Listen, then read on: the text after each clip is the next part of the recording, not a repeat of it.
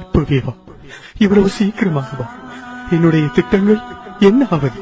மன்னித்து விடு மனிதா, உன்னை கொண்டு செல்வதற்கான நேரம் இது. நான் இரவு பகலாக உழைத்து சேர்த்தது எனது பொருளாதாரம். நீ கூறியவை அனைத்தும் உன்னுடையதல்ல. அவை பூமியில் நீ வாழ்வதற்காக உனக்கு தந்து வைக்கப்பட்டது, அவ்வளவுதான். என்னுடைய திறமைகள்? அவை உன் சூழ்நிலைகளுடன் சம்பந்தப்பட்டது.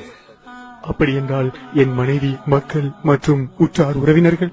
அவர்கள் உன் இதயத்துடன் சம்பந்தப்பட்டவர்கள். அப்படி என்றால் இந்த உடல்? அது இந்த மண்ணுக்கு சொந்தமானது. என்னுடையது என்று இந்த உலகிலே எதுவுமே இல்லையா? நான் எதையும் எடுத்துச் செல்ல முடியாதா? நீ வாழ்ந்த ஒவ்வொரு நொடி மட்டுமே உன்னுடையது.